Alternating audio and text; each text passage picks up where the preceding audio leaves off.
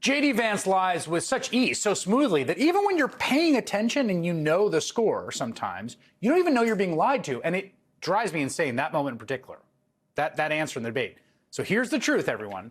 The United States, under President Joe Biden and Vice President Kamala Harris, right now already produces more energy than any other nation on earth and more energy than the U.S. ever has in the past, including the Trump administration.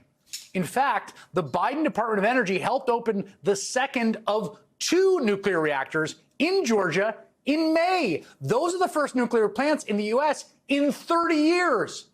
Just in July, Biden signed a bipartisan bill into law aimed at vastly growing domestic nuclear energy.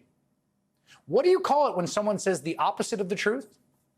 Let's just call it the Trump-Vance campaign, an entire political movement premised on Americans not believing their lying eyes, directing hate and rage at outgroups rather than dealing with the thorny and difficult work of attempting to actually solve problems with actual solutions. As Vance proved in his debate performance Tuesday night, he claimed there was 25 million unauthorized immigrants in the country, a made-up figure he's repeated often on the campaign trail. The actual number, experts say, is less than half of that. He suggested the Haitian migrants of Springfield, Ohio, were illegal aliens, when in fact they hold legal protected status. He falsely claimed Mexican cartels are running guns into the U.S. across the border. Everyone who covers the border knows guns flow from America, where they're readily available, to Mexico, which has some of the strictest gun laws in the world. He also said crime, inflation, and border crossings are up. The opposite is true. They are all falling. My favorite lie was when Vance said, in a matter so assured, I literally had a moment where I thought maybe I was missing something, that Donald Trump spearheaded a bipartisan effort to save Obamacare. Trump ran on a promise to kill the Affordable Care Act.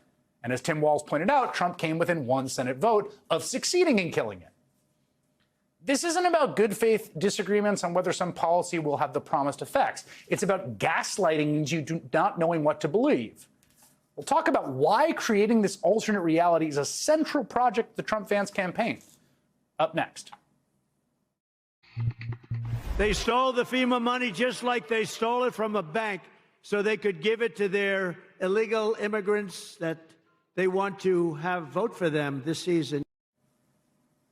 Just a despicable, delusional lie from Donald Trump spun out of whole cloth today, like so many of the things he says. Combine that with his running mate, J.D. Vance's smooth delivery of deliberate lies in Tuesday's debate, it becomes clear creating an alternate reality is a central project of the Trump-Vance campaign.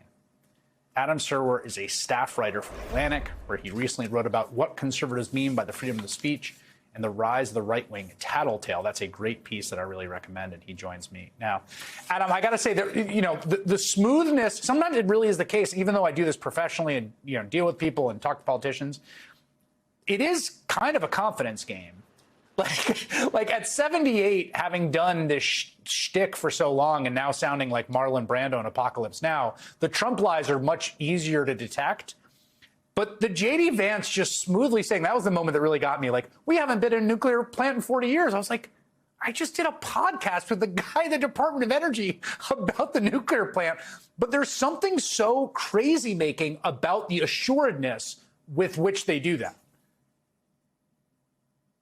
Yeah, I mean, J.D. Vance, he lies like a poster. He lies like someone who is constantly in online arguments and just has to make up a reason why he's correct. And yes. I think that's why you see him, I think that's why he's had a lot of practice on podcasts, just sort of pulling things out of his, I won't say it because this is a family program. So he just he has an easy facility with, what we might call, bull. Yeah, that kind of thing. He's very good at it. But of course, part of the reason he seems like he's good at it is that conservative media has created a sort of hermetically sealed alternate universe in which the most important thing that's happening is whatever sort of weird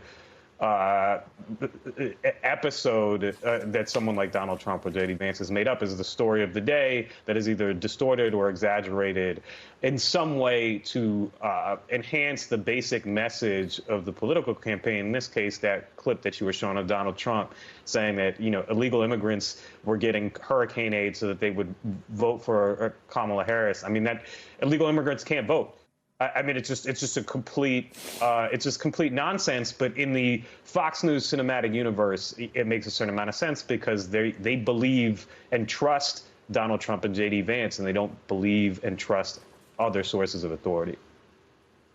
I think it's sort of associated, it's sort of connected, I think, to what the aspirations are past sort of this hermetically sealed right-wing universe, which exists right now and is part of what can happen in a free society, right? People with freedom of press, they could create their own alternate universe and people can listen to that.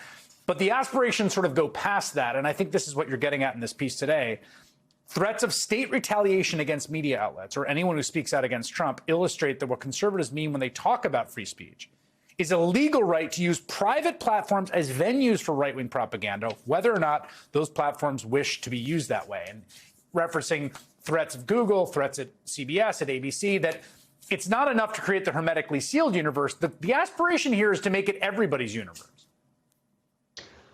Right. Well, remember during the debate when Donald Trump started repeating the smear about Haitian immigrants in Ohio, he was fact-checked. And people were outraged by that. Why? Because conservatives believe that they essentially have a right to monologue.